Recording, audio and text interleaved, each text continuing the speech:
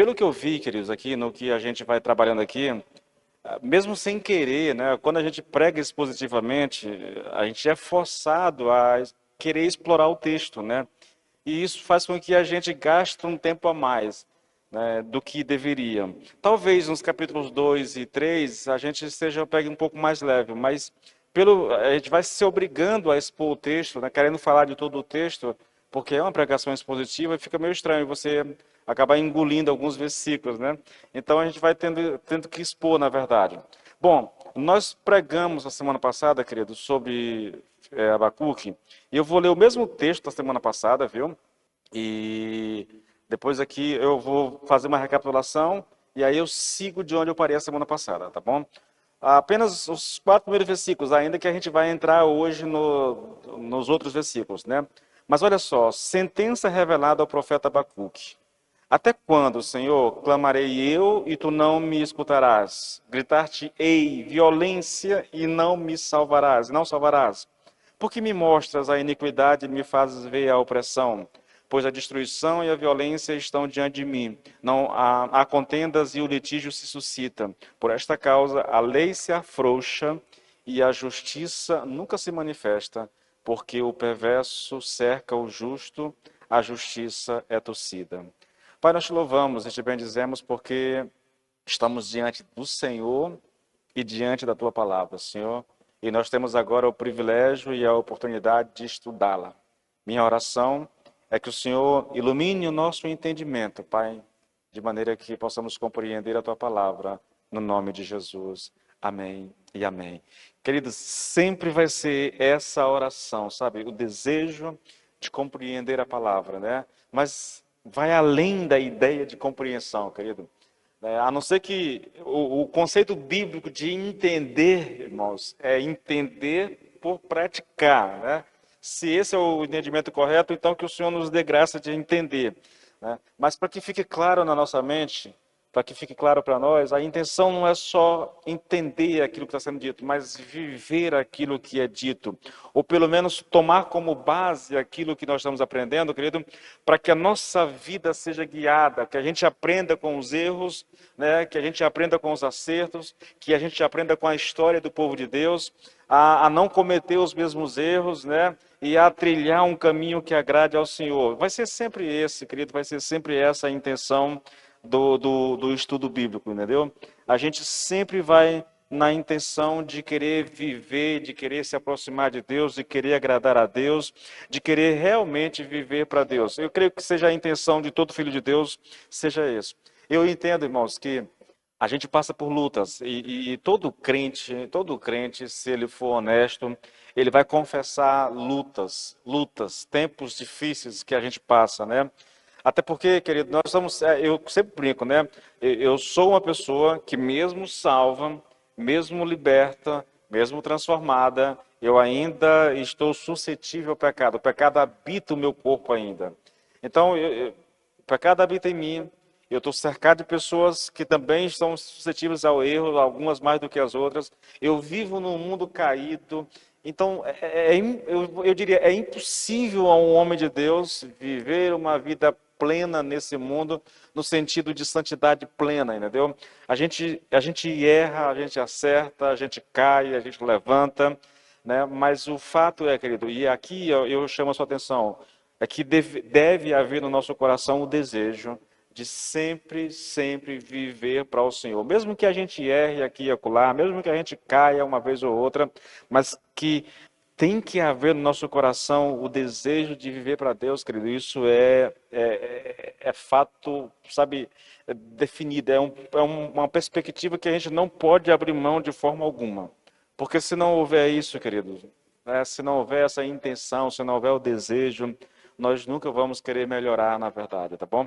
Nós estamos estudando um texto, irmãos, onde o profeta está diante da sua nação, do seu próprio povo, né? E ele está contemplando ali, querido, o povo de Deus. Eu imagino que deve ser muito dolorido para um profeta, irmãos, assim como é para um pastor hoje, entendeu? Você está contemplando o povo de Deus, mas um povo de Deus que, a despeito de ter sido feito, criado à imagem e semelhança de Deus, a despeito de ter todas as promessas de Deus, é um povo que se afasta, ou que se afastou do Senhor, ou que não está vivendo aquilo que deveria viver. Você imagina, querido, um profeta conhecedor da palavra, um profeta que ouve do Senhor, olha para a nação de Israel, e ela, desde das maiores autoridades, que é o rei, passando por todos os outros níveis de autoridade, chegando no sacerdote, chegando nos profetas, entendeu? Havia muitos falsos profetas, até mesmo no meio do povão, querido, há uma perversidade que contamina o coração das pessoas, há um afastamento generalizado, querido, de Deus. As pessoas se afastaram de Deus, as pessoas rejeitaram a palavra de Deus, as pessoas mergulharam num nível de imoralidade que é uma coisa assim absurda, num nível de idolatria que é algo assim aterrador, né? Então, assim, você olha para um homem de Deus contemplando tudo isso e você vê o desespero. E eu sempre faço essa questão eu tento colocar para vocês, querido, porque é tentar olhar para a história pela perspectiva desses homens. Por exemplo, olha Jeremias, que foi contemporâneo de Abacuque, né? A palavra de Deus vinha a ele o tempo todo, né? Deus dizendo, Jeremias, vai ao templo, profetiza ao povo, diz para o povo voltar-se para mim, diz para o povo abandonar esses caminhos que eles estão trilhando, para que eles se arrependam, porque se eles não fizerem isso, eu vou destruí-los, na verdade, né? E aí o profeta vai, leva uma profecia, leva uma segunda profecia, ele começa a ser visto pela nação como um homem ruim, como um homem que está, assim, como se estivesse amaldiçoando o povo de Deus com a palavra que ele estava recebendo de Deus, né? A ponto de eles quererem matar Jeremias, a ponto de lançarem Jeremias na prisão.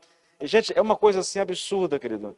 E esse homem está ali sofrendo com o que eles estão vendo, sofrendo porque ele está recebendo de Deus a palavra, e ele está comunicando a palavra, e ninguém está dando crédito à palavra. Na verdade, as pessoas não estão nem aí para a palavra. Há um caso em Jeremias muito emblemático, querido, que Jeremias ele chama lá o seu ajudante lá, e ele coloca num rolo todas as profecias que o Senhor deu para ele, e esse homem vai lá para o templo e ele lê as profecias, e ali os líderes ficam assustados com a profecia, mas aí alguém pega aquele rolo e, preocupado com o que estava ouvindo, leva para o rei, e o rei está sentado ali numa casa de inverno, próximo a uma lareira, e aí o cara que trouxe o rolo lê um pedacinho, quando ele lia um pedaço, o rei cortava aquele pedaço que tinha sido lido e jogava no fogo. Ele lia um outro pedaço, o rei cortava aquele pedaço e jogava no fogo. Ou seja, eles não estavam nem aí para Deus, na verdade. Nem aí para aquilo que estava sendo dito. Talvez não acreditasse que aquilo fosse uma palavra de Deus. Se você pegar a história do povo de Israel, querido, dos profetas, você vai perceber que o povo acreditava, e isso é regra, na verdade, o povo acreditava muito mais nos falsos profetas que diziam a eles aquilo que eles queriam ouvir do que acreditavam nos verdadeiros profetas. Jeremias passou por isso, Isaías passou por isso, Ezequiel passou por isso, todos os profetas passaram por isso, né? Na verdade, nós vivemos hoje uma realidade muito semelhante, irmãos. Os homens de Deus que ousam proclamar a palavra de Deus hoje, querido, com sinceridade, sem a preocupação de querer agradar as pessoas, de pregá-la fielmente, muitas vezes vão ser deixados de lado, porque há muitos e muitos falsos pastores, queridos, dizendo às pessoas exatamente aquilo que elas querem ouvir. Essa é uma realidade, irmãos, infelizmente, que não é nova, né? Nós não temos o privilégio de estar desfrutando de uma realidade nova. Essa é uma realidade muito antiga, irmãos, muito antiga. Pergunte para Jeremias, pergunte para Ezequiel, pergunte para Isaías ou qualquer outro profeta, eles viveram isso no seu tempo, tá bom? Então nós temos aqui a oração de Abacuque, né? E eu vou recapitular. Ele começa com o silêncio de Deus, quando Abacuque pergunta, né? Até quando, Senhor, clamarei e tu não me escutarás? Né? Até quando eu vou gritar violência e o Senhor não me salvará, na verdade? Então ele começa com essa oração por causa desse silêncio de Deus, querido.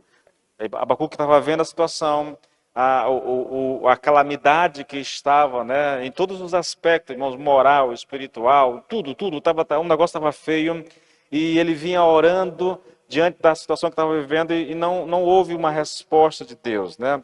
Não houve uma resposta de Deus. Eu não vou ministrar tudo porque está lá, entendeu?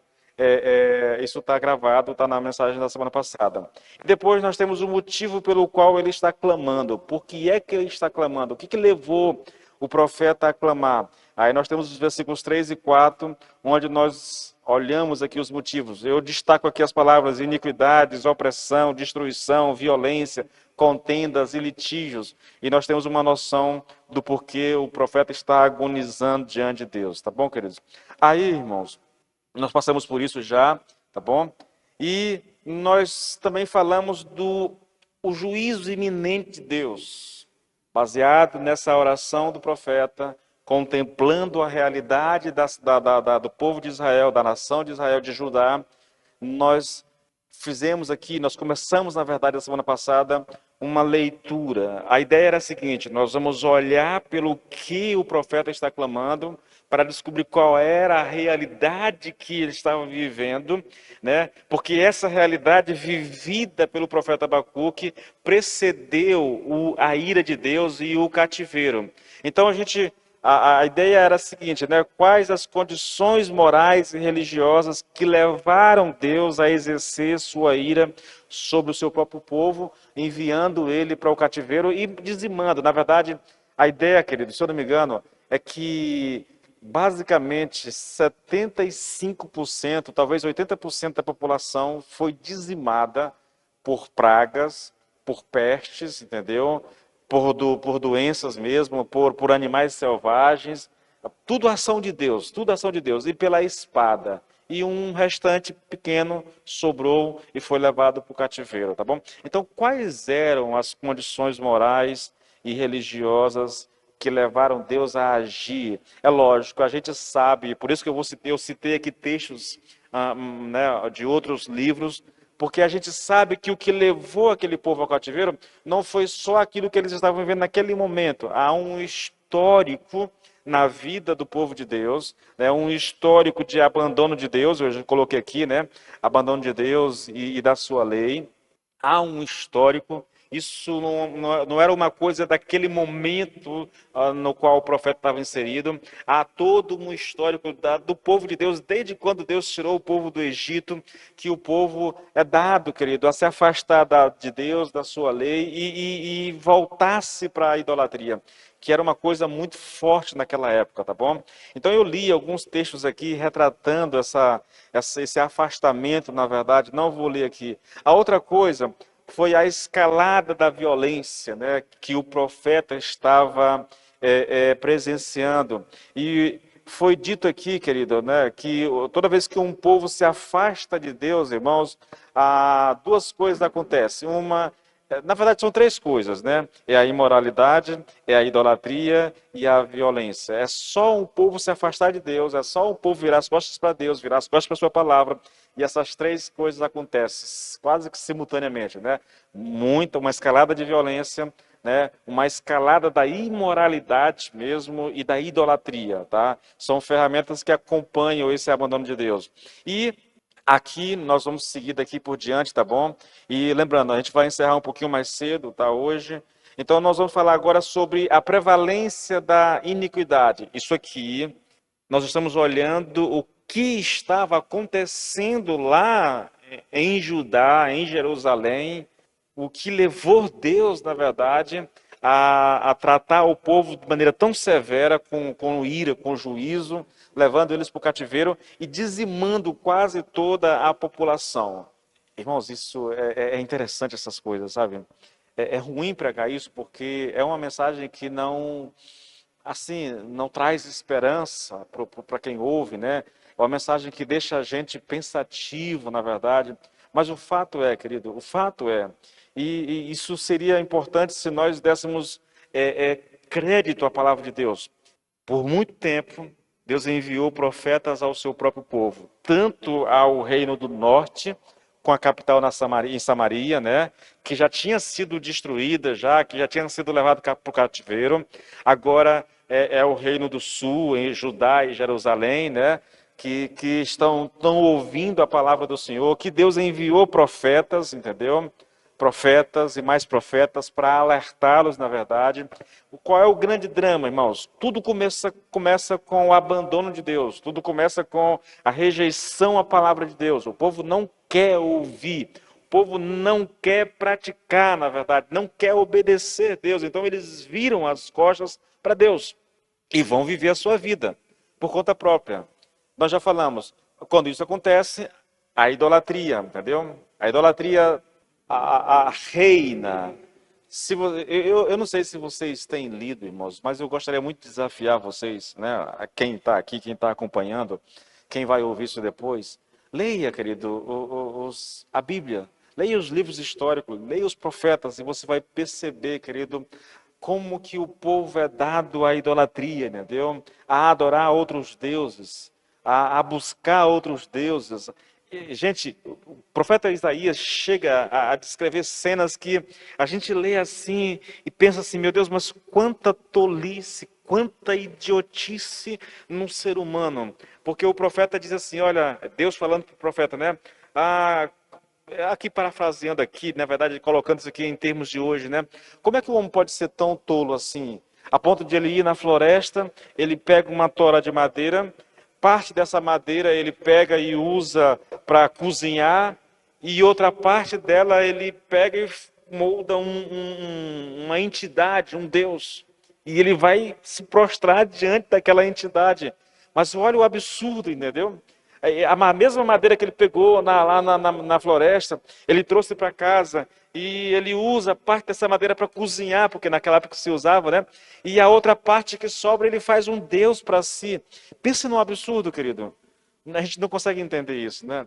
Soa tão ridículo, na verdade, é tão imbecil, na verdade, isso, mas a idolatria, querido, hoje, ela tem o mesmo padrão ainda, né? Embora a gente pode perceber isso com características novas, mas ainda é. O que é idolatria, irmãos? É quando nós colocamos alguém no lugar de Deus. Eu poderia falar da idolatria no catolicismo, mas prefiro falar da idolatria no meio evangélico, né? Quando o evangélico tem os seus ídolos, não importa se esse ídolo vem do esporte, vem do meio artístico, vem da política, entendeu? Eu vejo nesse tempo, querido, olha, eu vou falar, eu voto em Bolsonaro, vocês sabem disso, entendeu? Defendo o voto como cristão, eu defendo o voto no Bolsonaro, porque a alternativa não é muito favorável para nós, né? Eu já disse isso, votar no Lula, votar no PT, é uma questão que vai contra tudo aquilo que eu acredito como homem de Deus, né? Então, o que eu vou dizer aqui, eu quero que você entenda, tá bom? Eu não entendo um crente endeusando o Bolsonaro, irmãos. Não entendo isso, juro que eu não entendo. Eu voto nele, meu voto, e eu tenho falado com algumas pessoas, né? Mas daí, irmãos, a adorar, a idolatrar Bolsonaro, entendeu? Para mim isso é um absurdo. O crente gosta dessa coisa, mano. Não sei que negócio é esse, né?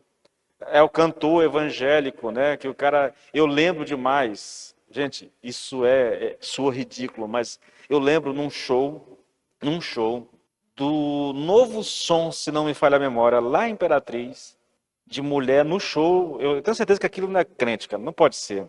Pegar uma calcinha e jogar lá em cima do palco. Entendeu? É uma coisa assim sem sentido, irmãos, sem sentido. Mas novamente, nada disso é novo, irmãos. Nós estamos apenas revivendo a história, tá bom? O terceiro item aqui é a prevalência da iniquidade ou da injustiça. Por que me fazes ver a injustiça? Ou por que me fazes ver a iniquidade? Um povo que abandona a Deus, querido, com toda certeza praticará a injustiça, tá? Eu quero que você entenda uma coisa, eu vou ler um texto aqui para tentar explicar isso. Olha só, em Romanos 1,18, o texto diz assim: a ira de Deus se revela do céu contra toda impiedade e injustiça dos homens que, por meio da sua injustiça, suprimem a verdade. Impiedade é o abandono de Deus, né? A injustiça aqui é o abandono da justiça. que é uma referência do pecado contra o próximo. Quando Deus deu os 10 mandamentos, irmãos, para o povo, lá no Monte Sinai, quando ele falou audivelmente ao povo, dando a eles os 10 mandamentos, os 4 primeiros mandamentos que Deus deu ao povo eram voltados para a questão de Deus. Não terás outro Deus diante de ti, não farás imagem do que há no céu, debaixo da terra, nem tal. Não honrarás, guardarás o sábado e não tomarás o nome do Senhor teu Deus em vão. Esses 4 mandamentos eram direcionados a Deus. A quebra desses mandamentos é chamado de impiedade, entendeu? O homem ímpio é aquele que quebra esses mandamentos, aquele que se afasta de Deus, na verdade. E a injustiça é a quebra desse mandamento contra o próximo, com o seu próximo. Lembra lá os outros 6 mandamentos? Honrar pai e mãe, não matar, não adulterar, não roubar, não dar falso testemunho, né? Não cobiçar. Isso é chamado de injustiça. Então, quando o texto diz lá em Romanos, né, que a ira de Deus se manifesta contra toda a impiedade e injustiça dos homens, ele está falando exatamente da quebra desses mandamentos, entendeu? Desses 10 mandamentos, tá? Então, a injustiça é esse pecado contra o seu próximo, querido, tá bom? Contra o seu próximo. Por que o Senhor me faz ver a injustiça, a iniquidade? Por que o Senhor me permite contemplar o homem maltratando o seu próximo, o seu semelhante, né? Judiando, tratando com injustiça, fazendo mal? Era isso que o profeta estava contemplando. A injustiça ou a iniquidade campeava naquele lugar, querido. As pessoas estavam, a começar do rei, a começar dos juízes, entendeu? Que faziam justiça por interesses pessoais, né? Que atendiam aos desejos daqueles que tinham condições de pagar, entendeu? Mesmo que praticassem injustiça contra o seu próximo, dando sentenças desfavoráveis a uns ou favoráveis a outros, dependendo dos interesses pessoais. Tudo isso estava acontecendo naquela terra, querido, naquele povo. Parece muito com o que a gente vive hoje, não parece, irmãos? Veja, ele diz mais, né? A outra característica que atraiu o juiz de Deus era a opressão dos fortes sobre os fracos. Versículo 3 ainda, irmãos. Porque me mostras a iniquidade ou a injustiça e me fazes ver a opressão. O profeta está angustiado, irmãos. Está angustiado, né? Senhor, eu oro pedindo uma intervenção do Senhor, mas tudo que o Senhor me mostra é isso. Tudo que eu vejo, Senhor, é injustiça e opressão. O rico oprimindo o pobre. Aqueles que têm poder oprimindo aqueles que não têm condições de se defender. A injustiça sendo praticada, querido. A opressão sendo vivenciada pelas pessoas, entendeu? E o profeta está olhando para tudo isso e não há nada que ele possa fazer. Lembrando, irmãos, Abacuque é contemporâneo de Jeremias. Jeremias olha para tudo isso, e ele recebe a palavra do Senhor e ele vai para o diante do templo, ele vai para as entradas de Jerusalém e ele solta a voz condenando o povo e chamando o povo ao arrependimento. Abacuque não, ele está olhando tudo isso e ao invés de estar falando ao povo, ele está falando com Deus. Por que o Senhor não muda essa realidade? Por que o Senhor permite que o homem maltrate aquele que é mais justo do que ele? Por que o Senhor não muda essa situação? Por que o Senhor permite que os reis oprimam os pobres, os príncipes oprimam as pessoas? Por que o Senhor permite que os ricos continuem maltratando, massacrando, oprimindo, muitas vezes matando as pessoas? Essa é a ideia do texto, irmãos. Era o que estava acontecendo naquele lugar. Olha só, querido, olha esse texto, irmãos. Ezequiel 22, a partir do versículo 1. Eu vou ler o texto na íntegra para você ter uma noção do que de fato o profeta estava presenciando, tá bom? Ele diz assim, olha, o Senhor voltou a falar comigo e disse, filho do homem, você julgará essa cidade assassina. Ele está falando de Jerusalém, irmãos, a cidade de Deus, a cidade onde está o templo, entendeu? A cidade onde está o rei. Filho do homem, você julgará essa cidade assassina, denuncie seus pecados, mostre-lhe uma por uma as maldades que ela cometeu. Diga a ela, assim diz o Senhor soberano, né? Ó cidade, você está perdida, cidade de ídolos, você se tornou impura com todos os seus falsos deuses e o castigo está se aproximando. Por causa do sangue que derramou, por causa dos ídolos que você mesmo fabricou, você é culpada, é impura para mim. Você apressou o dia do seu castigo, chegou o fim dos seus anos. Eu farei de você motivo de zombaria, exemplo de vergonha para todos os povos. Escute aqui, querido. O sangue, primeiro, você se tornou impura, enchendo a cidade de falsos deuses. Você está sendo acusada de derramar sangue por causa dos ídolos que você mesmo fabricou. Você é impura diante de mim. Isso são características que Deus está dizendo ao profeta Ezequiel. É essa a realidade da cidade. Mas continua. Seus vizinhos e os povos mais distantes vão rir de você, ó cidade impura e desordeira. As autoridades de Israel só pensam em derramar sangue. Irmãos, isso é uma descrição muito forte de uma cidade que é a cidade de Deus, que é a cidade onde está o templo, que é a cidade onde estão as autoridades, que é a cidade onde está o rei, entendeu? Ele diz assim, olha, desprezam abertamente pais e mães, exploram os estrangeiros, roubam os órfãos e as viúvas. Você não deu o mínimo valor às minhas coisas santas. Você desrespeitou os meus sábados. Os mal usam testemunhas falsas para condenar inocentes à morte. Abertamente os moradores comem carne que foi oferecida a falsos deuses nos santuários dos montes. Existe imoralidade por toda parte. Em seu meio há homens que têm relações sexuais com as mulheres do seu próprio pai e aqueles que têm relações com as mulheres durante a sua menstruação. Cometem adultério com a mulher do seu próximo. Aliás, cometer adultério com a mulher do seu próximo é normal. Alguns têm relações sexuais com suas próprias nós.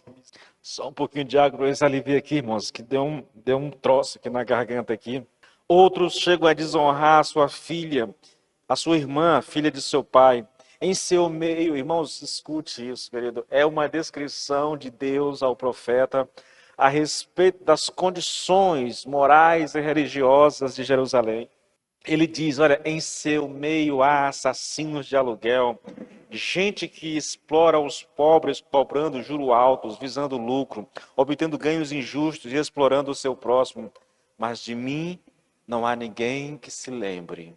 Palavra do Senhor soberano. Começando de trás, do fim para o começo, querido, a cidade está nesta condição porque eles não se lembram de Deus, porque eles não estão buscando Deus. Queridos, isso deveria fazer com que nós refletíssemos bastante. Quando a gente vê, irmãos, tanta maldade, tanta imoralidade, tanta perversidade, querido, tanta idolatria, quando a gente observa tudo isso, querido, há um fator que une tudo isso, há um fator que leva a tudo isso, irmãos. E o fator é exatamente isso. Vocês não se lembram de mim. Em outras palavras, vocês me abandonaram.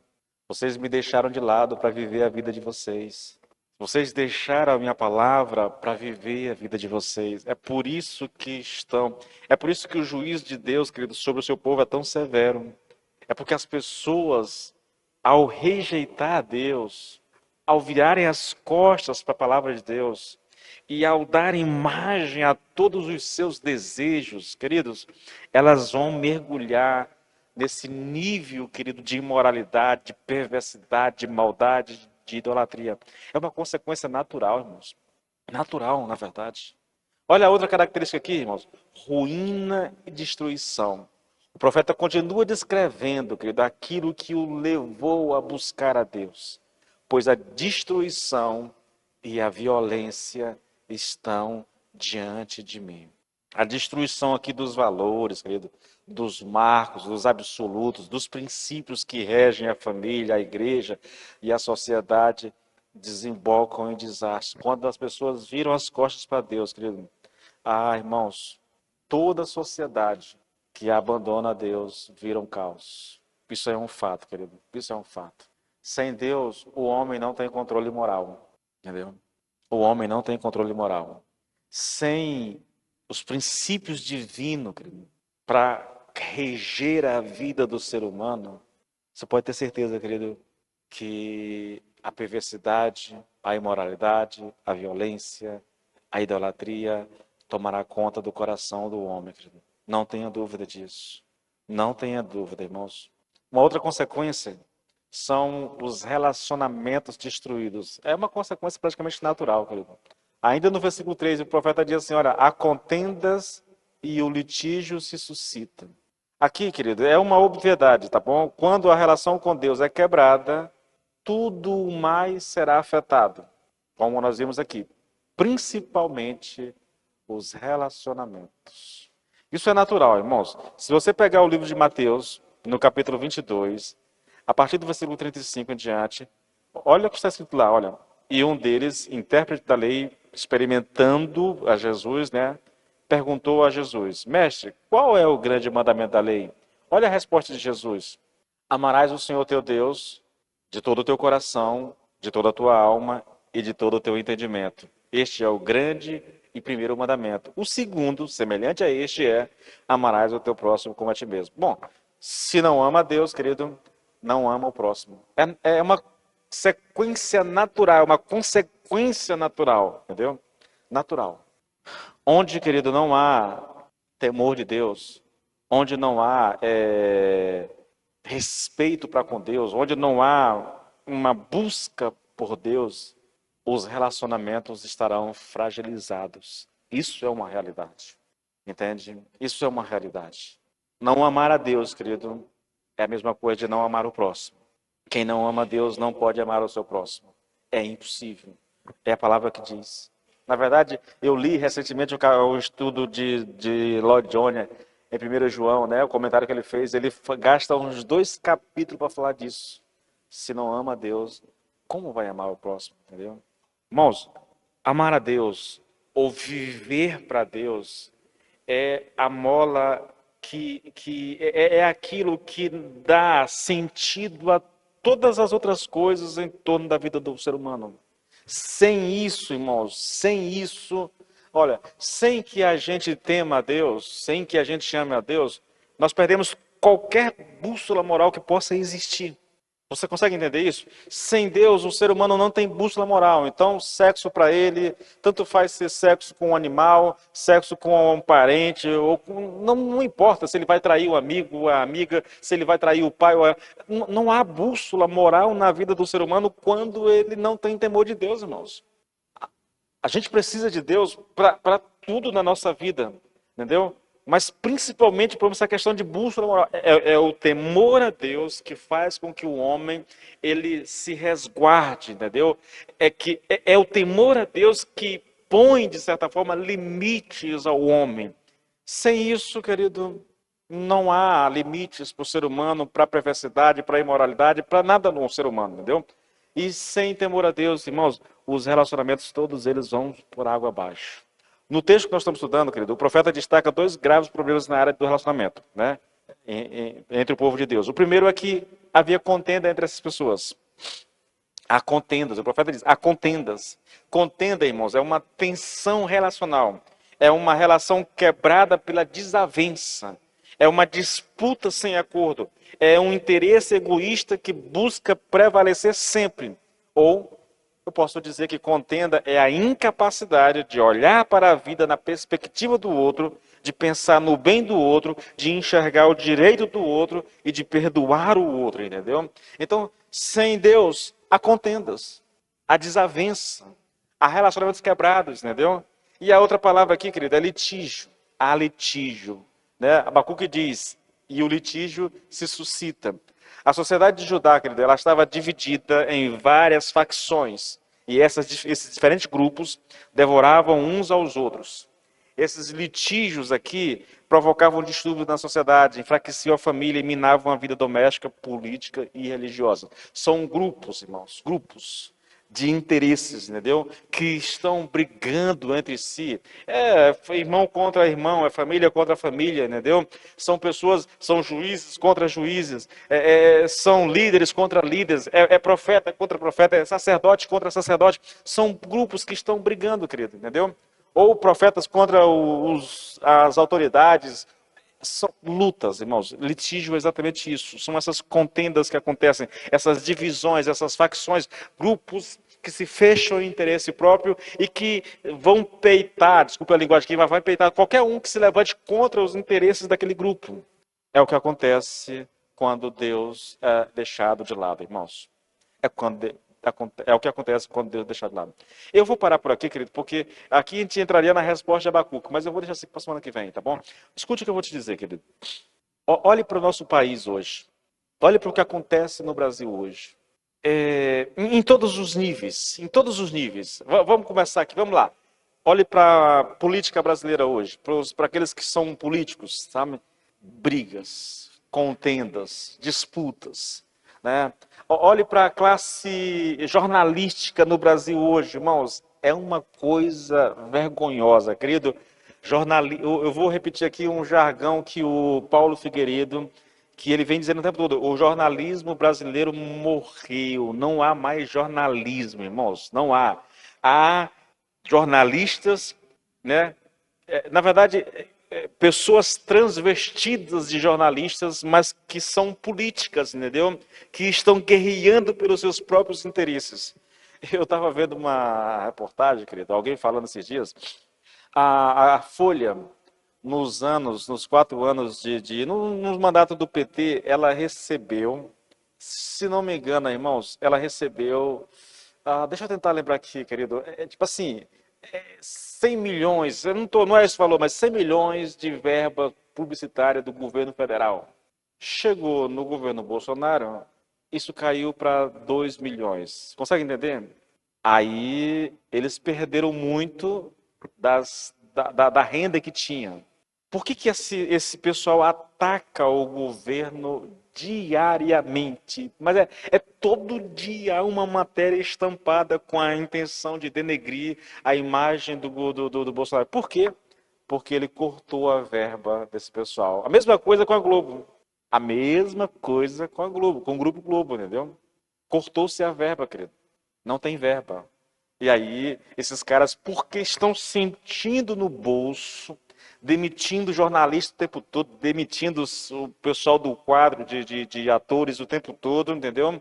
Porque não tem dinheiro, vendendo o que tem no exterior, no Brasil. Então, esses caras, eles estão num. Tipo assim, como é que eu coloco isso para vocês? É uma atitude desesperada. Eles apostaram todas as fichas no candidato do PT. Porque se ganhar, talvez eles tenham isso de volta. Se o Bolsonaro se reeleger, é provável que essas grandes empresas de jornalismo no Brasil quebrem. Sabiam disso? Então esses caras estão martelando.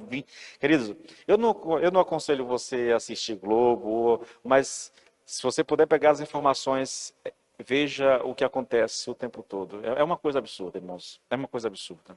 É um país onde nós percebemos, querido, que há uma luta, facções, luta por interesses pessoais.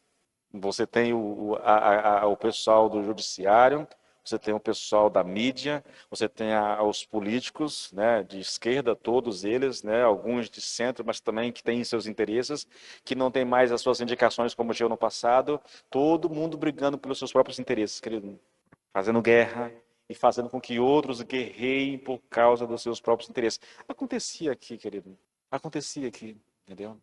Irmãos, é interessante como a história se repete. Ela vai se repetindo. Olha, queridos, nós temos no Brasil hoje uma realidade. Eu já disse isso, vou repetir quantas vezes for necessário. Eu acredito que o Brasil esteja debaixo de um juízo de Deus, né, da ira de Deus.